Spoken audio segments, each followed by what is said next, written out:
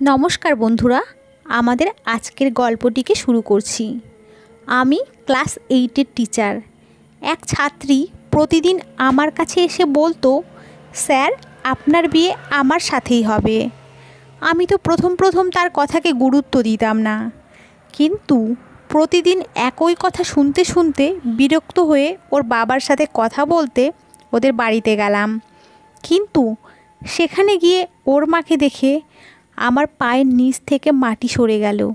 কেননা আমার নাম পার্থ, আমি একটা মিডল ক্লাস ফ্যামিলির সন্তান। আমার ফ্যামিলিতে আমি ছাড়া আমার এক বোন, ভাই আর আমার মা বাবা ছিল। আমি বাড়ির সবচেয়ে বড় ছেলে। আমার বাবা একটা বড় ফ্যাক্টরিতে ম্যানেজারের চাকরি করতেন। কাজ খুব বেশি হওয়ার কারণে তার বেতনও ভালোই ছিল, কিন্তু আমি নিজের পায়ে দাঁড়াতে চাই, এই কারণে আমার চাকরি পাওয়া দরকার। আমি MA পাস, এই কারণে খুব সহজেই আমি একটা বেসরকারি স্কুলের টিচারের চাকরি পেয়ে গেলাম। আমি এই চাকরিটা করতে তো চাইতাম না, কিন্তু কতদিন আর বাবার টাকায় নিজের খরচ পূরণ করব। এখন আমি যুবক হয়ে গেছি, তাই আমার একটা চাকরির দরকার। আর আমি একটা বেসরকারি স্কুলে চাকরি পেয়েও গেলাম। বাবার কাজ খুব ভালোই চলছিল, আর আমিও ভালোই স্যালারি পাচ্ছিলাম। এই কারণেই আমাদের বাড়িতে কোনো জিনিসেরই অভাব থাকলো না। আমাদের জীবন খুব আনন্দের সাথেই কাটছিল। আমি স্কুলে ক্লাস 8-এর বাচ্চাদের পড়াতাম। স্কুলে নতুন অ্যাডমিশন শুরু হয়েছিল। বাচ্চাদের জন্য নতুন ক্লাস আর নতুন ভর্তি হওয়া বাচ্চাদের জন্য সব কিছুই নতুন। স্কুলে চাকরি করা আমার 1 বছর হয়ে গেছে। আমাকে ক্লাস 8-এর দায়িত্ব দেওয়া হয়েছিল। এই ক্লাসে 50টার মতো বাচ্চা পড়তো। আমাদের স্কুল উচ্চ মাধ্যমিক অবধি ছিল, আর ছেলে মেয়ে একসাথেই পড়তো। আমি কখনোই বাচ্চাদের উপরে রাগ করিনি, তাদের সব সময় ভালোবেসেই পড়াতাম। এই কারণেই বাচ্চারা আমাকে তাদের ফেভারিট টিচার মনে করতো। একদিন আমি ক্লাসের বাচ্চাদের খাতা চেক করছিলাম, তখনও একটা মেয়ে আমার কাছে এলো। মেয়েটির বয়স 14+ হবে। আমি মনোযোগ সহকারে আমার সামনে রাখা খাতা চেক করছিলাম। এই সময় হঠাৎ করে ওর কথা শুনে আমি চমকে উঠলাম। ওর দিকে তাকিয়ে আমার মনে হলো হয়তো আমার শুনতে কিছু ভুল হয়েছে। তাই আমি ওকে জিজ্ঞেস করলে ও আবার বলতে লাগলো, স্যার আমার বিয়ে আপনার সাথেই হবে, আর আপনি আমার বর হবেন। ও পরপর একই কথা দুবার বলায় আমি হতবাক হয়ে ওর দিকে তাকিয়ে থেকে গেলাম। ও এমন নির্ভীকভাবে কথাটা বলছিল যেন ওর কথা সত্যি হয়ে যাবে। আমি ওকে বললাম, তুমি এইসব কি বলছো? ওর নাম দীপ্তি, খুব সরল একটা মেয়ে। ও আমাকে আবার বলল, স্যার আপনার বিয়ে আমার সাথেই হবে, আমি আপনার বউ হব, আর আপনি আমার বর। ওর আরেকবার যখন এই কথাটা বলল, তখন আমি খিলখিল করে হেসে ফেললাম। আমি ওর কথাকে ইয়ার্কি ভেবে ইগনোর করে দিলাম। ওকে বকলাম না, বরং ওর কথাকে ইগনোর করে ওকে ওর জায়গাতে ফেরত পাঠিয়ে দিয়ে আমি নিজের কাজে ব্যস্ত হয়ে পড়লাম। ও বাচ্চা মেয়ে, এই কথা ভেবে আমি ওকে ইগনোর করে দিয়েছি। কিন্তু এরপরে আমি যখনই ওকে দেখতাম, তখনই ওর বলা কথাগুলো আমার মাথায় ঘুরতে থাকতো। দীপ্তি পড়াশোনায় খুব ইন্টেলিজেন্স ছিল, এই কারণেই ও বাকি টিচারদের মতো আমারও নজরে ছিল। আমার পড়ানোর একটা নীতি এই ছিল যে আমি সব বাচ্চাকে সমান নজরে দেখতাম, আর তাদের সাথে একই রকম ব্যবহার করতাম। কোনো বাচ্চাকেই তার বুদ্ধি নিয়ে টিপ্পনি কাটতাম না, কেননা আমি নিজেই এই রকম সময়ের মধ্য দিয়ে পার হয়েছি। তাই আমি জানতাম টিচার যখন ব্যঙ্গ করে তখন খুব খারাপ লাগে। তাই তো আমি সব সময় এই জিনিসটা মাথায় রাখতাম। আমি ওই বাচ্চা মেয়েটার কথা ইগনোর করে দিয়েছিলাম। ভেবেছিলাম ও বাচ্চা মেয়ে, তাই ওর এইসব কথাকে সিরিয়াসলি নেওয়ার কোনো মানেই হয় না। তবে ওর সরল মুখের এই কথাকে আমি অবশ্যই এনজয় করতাম। ছুটির সময় আমি স্কুল থেকে তাড়াতাড়ি করে বেরিয়ে এলাম, যাতে তাড়াতাড়ি বাড়িতে গিয়ে আরাম করতে পারি। কিছু সময় পরেই আমি বাড়িতে পৌঁছে ফ্রেশ হয়ে খাবার খেলাম, আর তারপরে নিজের ঘরে গিয়ে দুপুরে ঘুম দেওয়ার জন্য শুয়ে পড়লাম। কিছু সময় পরেই ঘরের দরজা খোলার আওয়াজে চোখ খুলে দেখলাম আর কেউ না, আমার মা ঘরে আসছে। মাকে দেখে আমি সোজা হয়ে বসলাম। মা ভেতরে এসে আমার পাশে বসে পড়লেন। আমি মাকে জিজ্ঞেস করলাম, কি হলো মা, তুমি তো শুয়েছিলে? মা আমার প্রশ্ন শুনে বলতে লাগলেন, হ্যাঁ শুয়েই ছিলাম, কিন্তু আমার তোর সাথে একটা দরকারি কথা বলার আছে, তাই তোর ঘরে এলাম। মায়ের কথা শুনে আমি তো চিন্তায় পড়ে গেলাম যে মায়ের আমার সাথে এমন কি জরুরি কথা আছে যে সে নিজের দুপুরের ঘুম ছেড়ে বলতে এসেছে। আমি খুব চিন্তিত হয়ে মাকে বললাম, হ্যাঁ মা বলো, কি বলবে। আমাকে চিন্তিত দেখে মা হাসতে লাগলেন আর আস্তে করে আমার হাত ধরে বললেন, তোকে খুব দরকারি একটা কথা বলতে হবে, কেননা তোর বাবা তোর জবাব জানতে চায়। মা যেভাবে এই কথাটা বলল তাতে আমি আরও চিন্তায় পড়ে গেলাম আর চিন্তিত মুখে মায়ের দিকে তাকিয়ে রইলাম। মা বলল যে আসলে তোর তো বিয়ের বয়স হয়ে গেছে আর আমরা তোর বিয়ে দিতে চাই, সেই জন্যই আমরা তোর জন্য একটা মেয়ে দেখে রেখেছি। এখন আমি তোর জবাব জানতে এসেছি, যাতে আমরা মেয়ের বাবা মার সাথে কথা এগোতে পারি। মেয়েটা খুব ভালো আর পড়াশোনাও জানে আর তাদের বাড়ির অবস্থাও ভালো। তোর বাবার তাদের ফ্যামিলি খুব পছন্দ হয়েছে আর আমরাও মেয়েকে খুব পছন্দ হয়েছে।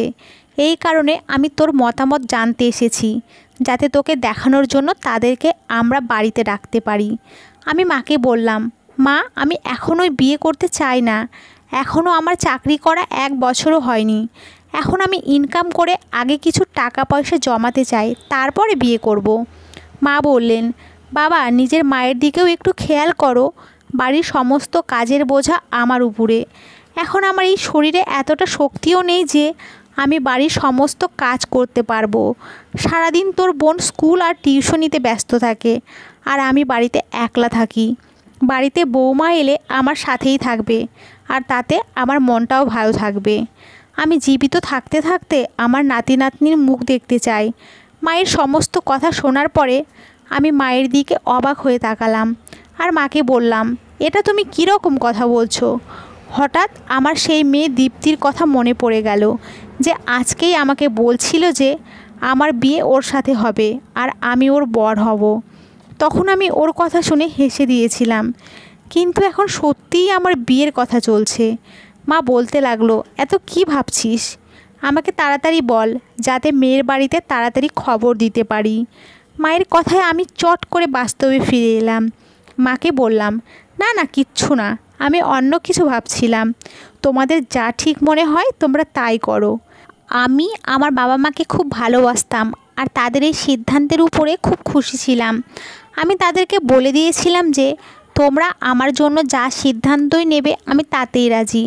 আমি জানতাম যে আমার বাবা মা আমার জন্য কখনোই কোনো খারাপ সিদ্ধান্ত নেবে না। এই কারণে আমি সব সময় নিজের বাবা মায়ের সমস্ত সিদ্ধান্তের মান রাখতাম। আমার মা আমার সিদ্ধান্ত শুনে খুব খুশি হয়ে আমাকে অনেক আশীর্বাদ করে নিজের ঘরে চলে গেল আর যাওয়ার সময় আমাকে বলছিল, তুই আরাম কর। আমি মায়ের এই সমস্ত কথা চিন্তা করতে করতে ঘুমানোর চেষ্টা করতে লাগলাম। আমি আমার বাবা মায়ের বড় ছেলে, এই কারণে তারা আমাকে সবচেয়ে বেশি ভালোবাসতো। আমি আমার 2 ভাই বোনকে সেই স্কুলে অ্যাডমিশন করে দিয়েছি যেখানে আমি চাকরি করতাম। যদিও আমি টিচিংয়ের কাজে ঢুকেছিলাম, কিন্তু আমি অন্য কাজ করতে চাইতাম। আমি ভেবে রেখেছি যে যখনই আমি অন্য কোনো ভালো চাকরি পেয়ে যাব, তখনই আমি টিচিং ছেড়ে দিয়ে সেই কাজেই লেগে যাব। স্কুলে চাকরি করা আমার 1 বছর হয়ে গেল। আমার বাবা আমার উপরে খুব খুশি ছিল, কেননা আমি নিজের সামর্থ্যের উপরে আমি এই চাকরি পেয়েছি। আমি বাচ্চাদেরকে খুব ভালোবেসে পড়াতাম। আমি কখনোই বাচ্চাদের সাথে খারাপ ব্যবহার করতাম না। স্কুলের সমস্ত স্টাফ আমার সম্মান করত আর সমস্ত ছাত্রছাত্রীও আমাকে খুব সম্মান করত। আমার বাবা আমার উপরে খুব খুশি হয়েছিল যে আমি তাড়াতাড়ি নিজের দায়িত্ব বুঝে নিয়েছি। এখন আমি ক্লাস 8-এর পার্মানেন্ট টিচার আর এই 8-এর বাচ্চাদের পড়াতাম। আজকে আবার দীপ্তি আমার কাছে এসে খুব নির্ভীকভাবে আমাকে বিয়ের কথা বলতে লাগলো। আমি আজকে আবারও হেসে এড়িয়ে গেলাম। আমি এটাই ভাবলাম যে ও বাচ্চা মানুষ আর প্রায় বাচ্চারা এরকম কথা বলে ফেলে। আমি আমার বাবা মাকে বিয়ে করার জন্য হ্যাঁ বলে দিয়েছি আর মেয়ের বাড়িতেও আমার উত্তর পৌঁছে গেছে। মা বলেছিল যে কিছুদিন পরে মেয়ের বাড়ির লোকেরা আমাদের বাড়িতে আমাকে দেখতে আসবে, যাতে আমি হেসে মাথা নাড়িয়ে দিলাম। পরের দিন আবার আমি স্কুলে 8-এর বাচ্চাদের পড়াচ্ছিলাম। তখন হঠাৎই ওই মেয়ে দীপ্তি আমার কাছে এলো আর বলতে লাগলো, স্যার আমার বিয়ে আপনার সাথেই হবে আর আপনি আমার বর হবেন। আমি আজকে ওর মুখে একই কথা শুনে কিছুটা অবাক হয়ে গেলাম, কিন্তু আমি আবার হেসে ওর কথা উড়িয়ে দিলাম যে ও বাচ্চা মানুষ, আরও না বুঝে এই সব কথা বলছে। দীপ্তি আমাকে এই কথা বলে নিজের জায়গায় গিয়ে বসে পড়লো।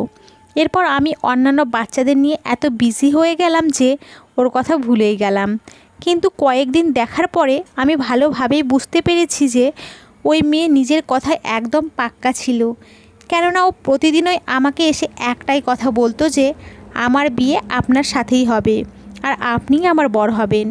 প্রথম প্রথম আমি ওর কথা হেসে এড়িয়ে যেতাম, কিন্তু কতদিন আর এই রকম করা যায়। কেননা এখন ধৈর্যের বাঁধ ভেঙে যাচ্ছিল। মনে হতো যে কোন দিন ওর উপরে আমি আমার রাগ ঝেড়ে দেব। আমি বুঝতে পারছি না প্রতিদিন ও একই কথা কেন আমাকে বলছে, আর তাও বিনা কারণে। আমি একদিন ওকে রাগী চোখে বুঝিয়ে দিয়েছিলাম যে ও যেন আর কখনো এরকম কথা না বলে, কিন্তু ও কিছু বুঝতেই চাইছে না। ও আবারও সেই একই কথা প্রতিদিন রিপিট করে যাচ্ছিল।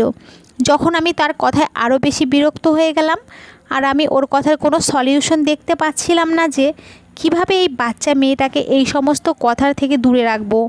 আমি আমার স্কুলের অন্য টিচারকেও এই কথাটা বলতে পারছিলাম না, কেননা আমি জানতাম আমার কথা শুনে তারা একই কথা বলবে যে ও বাচ্চা, অবুঝ, তাই ওর কথা ইগনোর করো। কিন্তু আমি ওকে বাচ্চা ভেবে ওর কথা এড়িয়ে যেতে পারছিলাম না। আর ওর একই কথা প্রতিদিন শুনতে শুনতে আমি খুব বিরক্ত হয়ে গেছিলাম। সেদিনও আমি চেয়ারে বসে ক্লাসে বাচ্চাদের খাতা চেক করছিলাম, তখন ও আবার আমার কাছে এলো আর সেই একই কথা রিপিট করলো, যেটা ও প্রতিদিনই করতো। কিন্তু আজকে আমার সহ্য হলো না, ওর উপরে আমার রাগ এসে গেল। যদিও ও ওর সরল মুখ নিয়ে আমার সামনেই দাঁড়িয়েছিল। আমি প্রথমে ওকে ভালোবেসে বোঝালাম যে দীপ্তি, বাচ্চারা এরকম কথা বলে না, কিন্তু তারপরে ও সেই একই কথা বলল। এখন এই কথা বলাতে আমি ওর উপরে আরও বেশি বিরক্ত হয়ে গেলাম, আর ওকে আচ্ছা করে বকে দিলাম আর বললাম, কালকে তুমি তোমার বাবাকে স্কুলে নিয়ে আসবে। আমি রেগে ওকে এই কথা বললাম। তখন ও বলতে লাগলো, স্যার আমার বাবা স্কুলে আসতে পারবে না। আমি ওর বাবাকে স্কুলে রাখতে চাইছিলাম যাতে ওর এই ব্যবহারের ব্যাপারে ওর বাবার সাথে কথা বলতে পারি, আর সে নিজের মেয়েকে বোঝাবে যে বাচ্চাদের মুখে এই ধরনের কথা মানায় না। ও আমার কথা তো মানছে না, কিন্তু নিজের বাবার কথা অবশ্যই মেনে নেবে। ও পুরো অবুঝ চেহারা নিয়ে একথা বললে আমি ওকে বললাম, আসতে পারবে না মানে কি? ওর না বলাতে আমার খুব রাগ হয়েছিল, কিন্তু আমি কোনো রকমভাবে নিজের রাগকে কন্ট্রোল করে নিলাম আর ভালোভাবেই ওকে জিজ্ঞেস করলাম, তোমার বাবা কেন স্কুলে আসতে পারবে না? দীপ্তি বলতে লাগলো, স্যার আমার বাবা নিজের পায়ে চলাফেরা করতে পারে না, আপনি আমাদের বাড়িতে গিয়ে তার সঙ্গে দেখা করে নেবেন। ওই বাচ্চা মেয়েটা এমনভাবে কথাটা বলল যে আমি অবাক হয়ে গেলাম। তার মানে ওর বাবা পঙ্গু? আমার বিশ্বাস তো হচ্ছিল না, কিন্তু ও এতটাও বড় না যে এত বড় মিথ্যা বলবে। নিশ্চয়ই ওর বাবা পঙ্গু, তাই ও এই কথা বলছে। আমি ওর কথা শুনে মাথা নাড়িয়ে হ্যাঁ বলে দিলাম, কেননা আমি ওর বাড়ি গিয়ে ওর বাবার সাথে দেখা করার সিদ্ধান্ত নিয়ে নিয়েছি। আর এখন স্কুল ছুটি হওয়ার পরে আমি ওর সাথে ওর বাড়িতে যাচ্ছি। স্কুল ছুটি হওয়ার পর আমি জরুরি কাগজের ফাইল উঠিয়ে স্কুল থেকে বাইরে বেরিয়ে এলাম। দীপ্তি আমার সাথেই ছিল, কেননা আমার সাথে সাথে ওরও মনে ছিল যে আমি ওর বাড়িতে ওর পঙ্গু বাবার সঙ্গে দেখা করতে যাব। রাস্তা আর গলি দিয়ে হাঁটতে হাঁটতে প্রায় 10 মিনিট পরে আমরা ওদের বাড়িতে পৌঁছালাম। বাড়িটা খুব বেশি বড় না, বরং খুবই ছোট। আর ঘরের ভেতরে ঢুকলাম। বাড়ির দেওয়াল অদ্ভুত আর পুরনো টাইপের, কোনো ভৌতিক সিনেমার মতো মনে হচ্ছিল, যেটা দেখে আমি কিছুটা টেনশনে পড়ে গেলাম। তারপর এদিক ওদিক তাকিয়ে দীপ্তির বাবাকে দেখতে চাইলাম, কিন্তু তাকে কোথাও দেখা যাচ্ছিল না। এক ঘর থেকে দ্বিতীয় ঘরে, তারপরে বারান্দা, রান্নাঘর, পুরো বাড়িতে দেখার পরেও আমি না তো দীপ্তির বাবা আর না তো ওর মাকে দেখতে পেলাম। দীপ্তি বলছিল যে ওর বাবা পঙ্গু। যদি ওর বাবা পঙ্গু হয় তাহলে সে কোথাও যেতে পারবে না, তাহলে তো তার বাড়িতেই থাকা উচিত। কাউকে কোথাও না দেখতে পেয়ে আমি দীপ্তিকে জিজ্ঞেস করলাম, তোমার বাবা কোথায়? হঠাৎ সে বলল, আমার বাবা সামনের ঘরে আছে। আমি সেই ঘরের দিকে তাকিয়ে অবাক হয়ে গেলাম, কেননা ওই ঘরে আমি আগেই দেখে নিয়েছি ঘরটা পুরো খালি, একদম সিম্পল ঘর, আর ঘরের মতো কেউই ছিল না। না জানি দীপ্তি আমাকে কার বাড়িতে নিয়ে এসেছে। যাই হোক, দীপ্তির বলার পরে আমি আবার ওই ঘরে গেলাম। ভাবলাম আর একবার দেখতে কোনো অসুবিধা নেই। যখন আমি সেই ঘরের মধ্যে পা রাখলাম তখন আমার পায়ের নিচ থেকে মাটি বেরিয়ে গেল। কেননা আমি ঘরের ভিতরে ঢুকতেই পিছন থেকে একটা মহিলার কথা বলার আওয়াজ পেলাম। পিছন ফিরে মহিলাকে দেখে আমি হঠাৎ করে ভয় পেয়ে আমার গলা দিয়ে চিৎকার বেরিয়ে গেল। কেননা সামনে যে দাঁড়িয়ে ছিল সে পুরো রাগী চোখে আমাকে দেখছিল। আমি তাকে বললাম, কে কে আপনি? দরজা খোলাই ছিল, কিন্তু দীপ্তিকে কোথাও দেখতে পেলাম না। দরজার সামনে ওই মহিলা দাঁড়িয়ে, আমি তার পাশ দিয়ে বেরোতে পারতাম না। কে এই মহিলা? একে দেখে আমার খুব ভয় করছিল, কেননা মহিলাকে দেখে খুব রেগে আছে বলে মনে হচ্ছিল। কেন আমি দীপ্তির কথা মেনে নিলাম? এখানে আসা আমার বোকামো হয়েছে। এখন আমি কোনো বড় ঝামেলায় ফেঁসে না যাই। ওই মহিলাটি বললেন, আমি দীপ্তির মা, আর এখন তোমার বিয়ে দীপ্তির সাথেই হতে যাচ্ছে। মায়ের কথা শুনে আমি হতবাক হয়ে গেলাম আর চিৎকার করে তাকে বললাম, কী ধরনের বাজে কথা বলছেন আপনি? আমার কথা শুনে ওই মহিলা চোখ পাকিয়ে বললেন, আওয়াজ নিচু করে কথা বলো, এখনই তোমার বিয়ের ব্যবস্থা করা হবে। আমি বললাম, আপনি মেয়ে মানুষ বলে আপনাকে সম্মান করছি। এটা কি মগের মুলুক নাকি যে আপনি আপনার 14 বছরের মেয়ের সাথে আমার বিয়ে দেবেন? ও 14 বছরের আর আমি কোথায় 24 বছরের ছেলে। এমনিতে ও আমার বিয়ে হতে যাচ্ছে। নিজের মেয়ের বিয়ে দেওয়ার এতই শখ যখন, তখন ওর জন্য ওর বয়সী কোনো ছেলের খোঁজ করুন। আমি রাগী স্বরে এই কথা বলে তাড়াতাড়ি করে বাইরের দিকে যাচ্ছিলাম, কিন্তু দরজা থেকে বাইরে বের হওয়ার আগেই হঠাৎ করে কেউ পিছন থেকে কোনো জিনিস দিয়ে আমার মাথায় মারলো। আমি কিছু বুঝতে পারছিলাম না, ব্যথায় আমার মাথা ফেটে যাচ্ছিল। কোনো রকমে পিছন দিকে ফিরে দেখলাম দীপ্তির মায়ের হাতে একটা লাঠি, যেটা দিয়ে তিনি আমার মাথায় মেরেছেন। আমি ব্যথা সহ্য করতে না পেরে হঠাৎই অজ্ঞান হয়ে মাটিতে পড়ে যাই। এই সব কিছু এতই তাড়াতাড়ি হয়েছিল যে আমি কিছু বোঝার বা চিন্তা করারও সুযোগ পাইনি। না জানি আমি কতক্ষণ অজ্ঞান হয়েছিলাম, কিন্তু যখন জ্ঞান ফিরল তখনও আমার মাথা ব্যথা করছিল আর চোখও ভারী ভারী মনে হচ্ছিল। আমি মাথা চেপে কষ্ট কিছুটা কম করবার চেষ্টা করলাম। যখন কিছুটা স্বস্তি এলো তখনই আমার চোখের সামনে অজ্ঞান হওয়ার আগের দৃশ্য ভাসতে লাগলো। যেখানে আমি আছি সেই ঘরে খুব অন্ধকার। চতুর্দিকে তাকিয়ে আমার মনে হলো আমি কোনো ফাঁকা ঘরে বসে আছি, যেখানে পুরনো জিনিসপত্র ভরা, আর সেখান থেকে বাজে গন্ধ আসছিল। এটা সেই ঘর না যেখানে আমাকে দীপ্তি নিয়ে এসেছিল। এখন আমি পস্তাচ্ছিলাম যে কেন আমি দীপ্তির কথা মেনে নিয়েছিলাম। বাড়িতে আমার মা আমার অপেক্ষা করছে আর হয়তো টেনশনে পড়ে আমাকে খুঁজছে। না জানি কতক্ষণ থেকে আমি এই ঘরে বন্ধ হয়ে আছি। আমি পকেটে আমার মোবাইল খুঁজলাম, কিন্তু মোবাইল আমার কাছে ছিল না। তার মানে ওই মহিলা আমার মোবাইল পকেট থেকে বের করে নিয়েছে। বুঝতে পারছি না ওই মহিলা কেন আমার সাথে এরকম করছে। আমি তাড়াতাড়ি করে দরজার দিকে এগোলাম, জোরে জোরে দরজা ধাক্কালাম, চিৎকার করে দরজা খুলতে বললাম, কিন্তু কেউই কোনো জবাব দিল না। ক্লান্ত হয়ে আমি সেখানেই বসে পড়লাম আর কারো আসার অপেক্ষা করতে লাগলাম। জানি না এই মহিলা আর আমার সাথে কি করতে চাইছে। এই মহিলা আমাকে মারতে চাইছে না তো? কিন্তু সে তো আমাকে নিজের মেয়েকে বিয়ে করার জন্য বলছিল। কিন্তু আমি এই বিয়েতে কখনো রাজি হব না। আর আমি দীপ্তিকে কিভাবে বিয়ে করতে রাজি হতে পারি? কেননা দীপ্তির বয়স মাত্র 14 বছর। বাইরের দিন না রাত্রি কিছুই বুঝতে পারছিলাম না। না জানি কতক্ষণ আমি ওই ঘরে কাটিয়েছি। আমি কখনো বসে পড়তাম, আবার কখনো উঠে হাঁটাহাঁটি করতাম, কেননা আমার খুব খিদে পাচ্ছিল। কিন্তু সেই মহিলা যাকে দীপ্তি নিজের মা বলছিল, সে আমাকে এখানে ঘরে আটকে রেখে চলে গেছে আর ফিরে এসে আমার খবরও নেওয়ার চেষ্টা করেনি। এসব কিছু ভেবে ভেবেই আমার মাথা ব্যথা করতে শুরু করেছিল। হঠাৎ দরজা খোলার আওয়াজে সেদিকে তাকিয়ে দেখলাম সেই মহিলা ঘরের ভিতরে আসছে। তার হাতে একটা ব্যাগ ছিল, যেটা তিনি আমাকে ধরিয়ে দিয়ে বললেন, এই নাও, খাবার খেয়ে নাও। আমার খুব খিদা পেয়েছিল। আমি চুপচাপ ওই ব্যাগটা হাতে ধরে নিলাম। আমি সেই মহিলাকে জিজ্ঞেস করলাম, আপনি এই সব কিছু কেন করছেন? তখন ওই মহিলা বলতে লাগলেন, তোমার মা আমার কাছে প্রতিজ্ঞা করেছিল যে তোমার বিয়ে আমার মেয়ের সাথে দেবে। সে নিজের প্রতিজ্ঞা ভুলে গেছে। আমি যখন তোমার মাকে এই কথাটা মনে করালাম তখন সে নিজের প্রতিজ্ঞা থেকে পিছিয়ে আসে। কিন্তু আমি ওকে এত সহজে তো যেতে দেব না। তাই তো আমি তোমাকে চালাকি করে বাড়িতে ডেকেছিলাম, যাতে তোমার আর আমার মেয়ের বিয়ে দিতে পারি। এই পেপারটা ধরো আর এতে সাইন করে দাও। মহিলা খুব রেগে রেগে কথা বলছিলেন। তিনি পেপার আর পেন আমার দিকে এগিয়ে দিলেন। আমি তার কথায় ওই পেপার নিজের হাতে নিলাম, আর যখন পড়ে দেখলাম তখন হতবাক হয়ে গেলাম। আমি বুঝে গেছি যে এটা ম্যারেজ পেপার, যার একদিকে কোনো মেয়ের সাইন করা ছিল, যেটা হয়তো দীপ্তির ছিল। আমি ওই মহিলাকে বললাম, আপনি কেমন মা যে নিজের ছোট বাচ্চা মেয়েকে এত বড় ছেলের হাতে তুলে দিচ্ছেন? আপনি নিজের মেয়ের সাথে এত বড় পাপ কিভাবে করতে পারেন? এখনও যুবতী হয়নি, ও বাচ্চা। আপনি নাবালিকা মেয়ের বিয়ে দিতে পারেন না। আপনি জানেন এর জন্য আপনাকে অ্যারেস্ট হতে হবে, কারণ আপনার মেয়ের বয়স এখনও 18 বছর হয়নি। ওই মহিলা বললেন, ও আমার মেয়ে, আমি যেরকম চাই ওর সাথে করতে পারি। ও যুবতী হয়নি, কিন্তু তুমি তো যুবক হয়ে গেছো। চুপচাপ এর পেপারে সাইন করে দাও। তোমার মা না হোক, তোমাকে তো তোমার মায়ের প্রতিজ্ঞা পূরণ করতে হবে। আমি বললাম, আমার মা কখনোই একটা 14 বছরের মেয়ের সাথে আমার বিয়ে করার প্রতিজ্ঞা করতে পারে না। আমার নিজের মায়ের উপরে পুরো ভরসা আছে।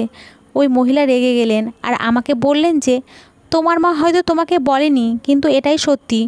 তোমার মা আমার কাছে প্রতিজ্ঞা করেছিল যে তোমার বিয়ে আমার মেয়ের সাথেই দেবে। আর এখন তোমার মা বলছে যে। এই সময় তার ফোন বাজতে লাগলো। তিনি উঠে ফোনে কথা বললেন। তারপর আমার দিকে তাকিয়ে আমাকে বললেন, আমি কালকে আবার আসবো, আর যেভাবেই হোক এই পেপারের উপরে তোমার সাইন চাই, না হলে ভালো হবে না। ওই মহিলা আমাকে ধমকিয়ে বাইরে বেরিয়ে গেলেন।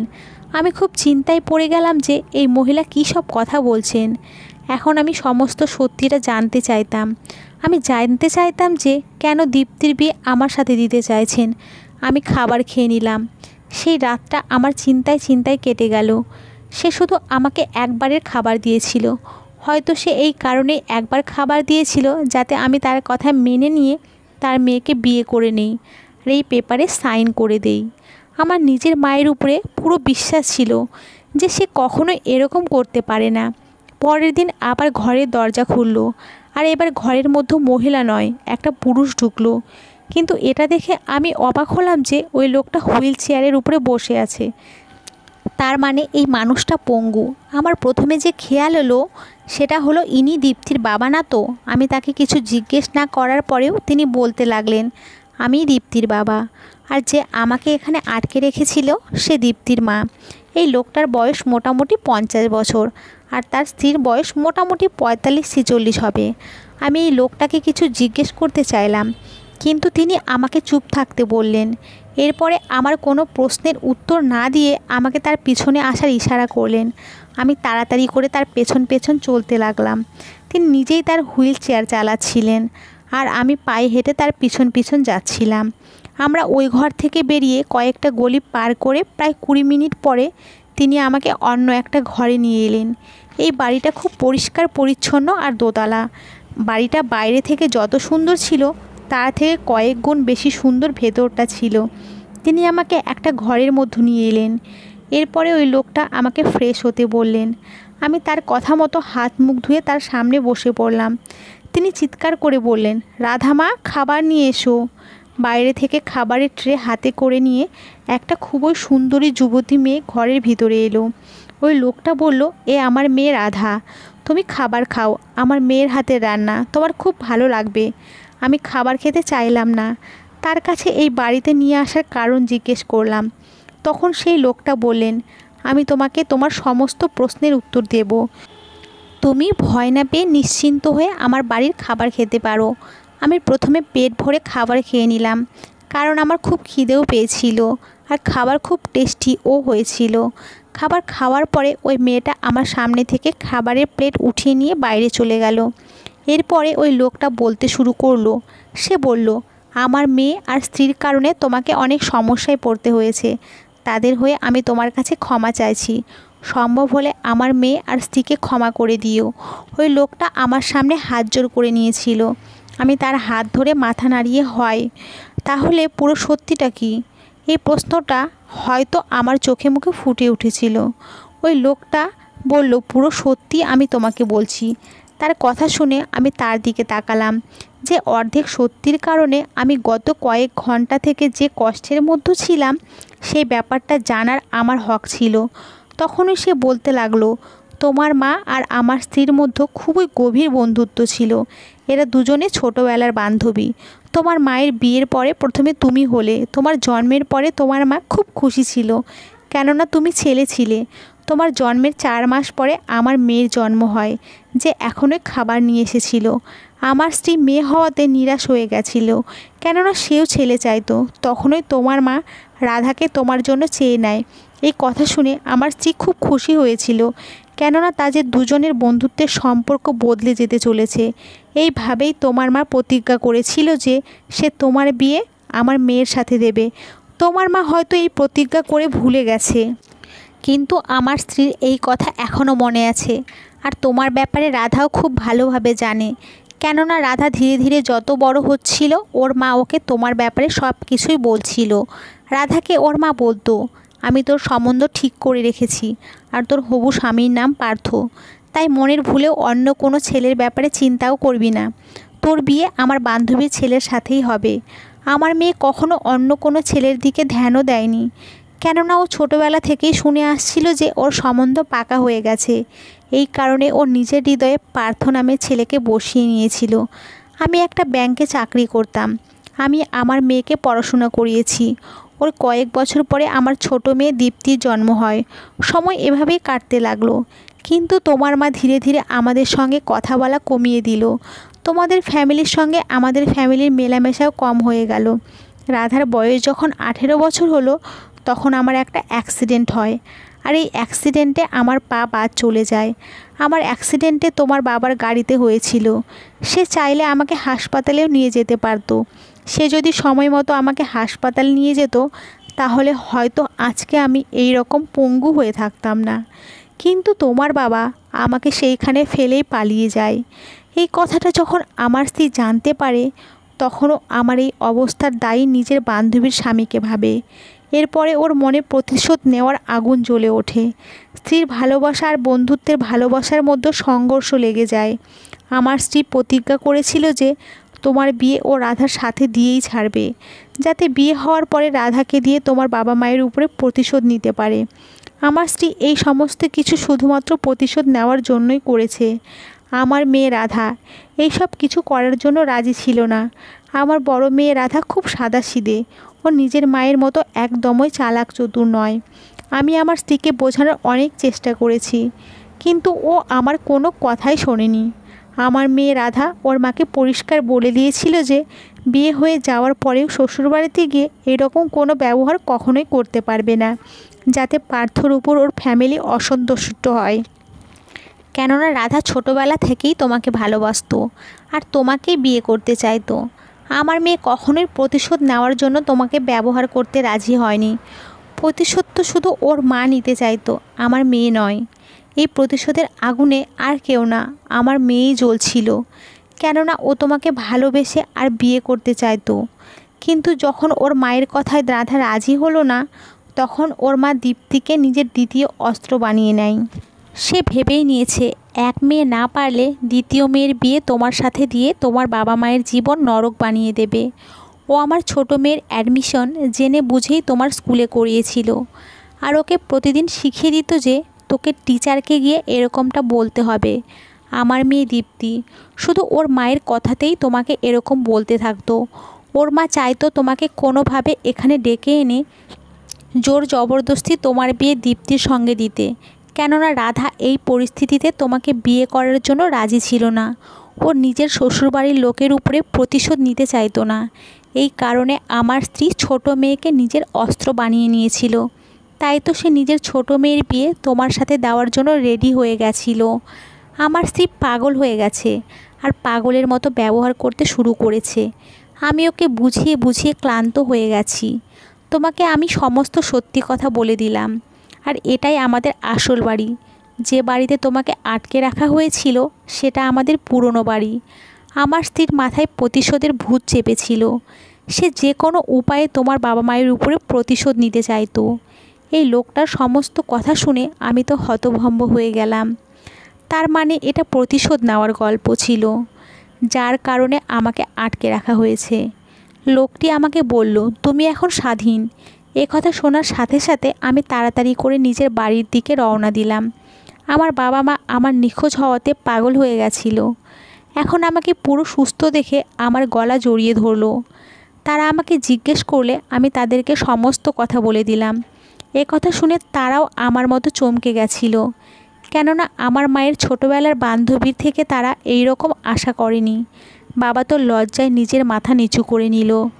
বাবা সেদিন খুব ভয় পেয়ে গেছিল, এই কারণেই তিনি তাকে হাসপাতালে নিয়ে যেতে পারেননি। বাবা বলেছিল যে সে রাধার বাবার কাছে ক্ষমা চাইতে রাজি, তার কাছে গিয়ে তার সামনে হাত জোড় করে ক্ষমা চাইবে। আমরা পুরো ফ্যামিলি রাধার বাড়িতে চলে গেলাম। আমরা যখন দীপ্তিদের বাড়িতে পৌঁছালাম তখন দীপ্তির মা ওর বাবার উপরে চিৎকার চেঁচামেচি করছিল যে তুমি কেন ওকে ছেড়ে দিলে। তখনই হঠাৎ আমার বাবাকে দেখে তিনি খুব রেগে গেলেন, কিন্তু বাবা সোজা গিয়ে রাধার বাবার কাছে ক্ষমা চাইল। রাধার বাবা যখন নিজের স্ত্রীকে বোঝালেন তখন তিনি বুঝতে পারলেন, কিন্তু তার একটা শর্ত ছিল যে আমাকে রাধাকে বিয়ে করতে হবে। আমি তার শর্তে রাজি হয়ে যাই। কিছুদিন পরেই আমার আর রাধার বিয়ে হয়ে গেল। এরপরে আমার মা আর রাধার মায়ের মধ্যে আগেকার বন্ধুত্ব আবার জেগে উঠল। আমাদের দুই ফ্যামিলির মধ্যে এখন সব কিছু ঠিক হয়ে গেছে। রাধা খুব ভালো মেয়ে। আমি ওকে প্রথম দেখাতেই পছন্দ করে নিয়েছিলাম। এখন আমি আমার স্ত্রী রাধার সাথে খুব খুশি। আমার মা রাধাকে বৌমা নয় বরং মেয়ে মনে করে। এখন আমরা সবাই মিলেমিশে খুব খুশি আর শান্তিতে নিজেদের জীবন কাটাচ্ছি, যাতে না কোনো দুঃখ না কষ্ট ছিল। দীপ্তিকে আমরা এখনও পুরনো কথা বলে বলে রাগাতাম, আর এতে ওই বেচারি খুব লজ্জায় পেয়ে যেত, কেননা সে শুধুমাত্র নিজের মায়ের কথা অনুযায়ী এসব পড়েছিল। আমি এখনও স্কুলে চাকরি করছি। এখন তো দীপ্তিও অনেক বড় হয়ে গেছে। এখন আমরা ওর ছোটোবেলার কথা মনে পড়লে এসব কথা বলে বলে ওকে জ্বালাতাম। জীবনে কখনো প্রতিশোধ নেওয়ার জন্য আমাদের এতটা নিচে নামা উচিত নয় যে অন্য কারো অপরাধের শাস্তি অন্য কেউ পাচ্ছে। একটা কথা মনে রাখবেন, কখনোই এমন কোনো সিদ্ধান্ত নেবেন না যাতে আপনার ছেলে মেয়ের উপরে জীবনভর এত খারাপ প্রভাব পড়ে। দীপ্তির মা নিজের প্রতিশোধ নেওয়ার জন্য সব সময় ওকে খারাপ শিক্ষা দিয়েছিল। এই অবস্থায় কখনোই পৌঁছবেন না যে যাতে আপনার বাচ্চার শৈশব নষ্ট হয়ে যায়। বাচ্চাদের সাথে সব সময় বাচ্চাদের মতো ট্রিট করবেন, ওদেরকে বড় বানানোর চেষ্টা করবেন না। ধন্যবাদ বন্ধুরা। হাসি খুশি থাকবেন, ভালো থাকবেন, নিজের শরীরের খেয়াল রাখবেন। ধন্যবাদ আবারও সবাইকে। ভালো থাকবেন।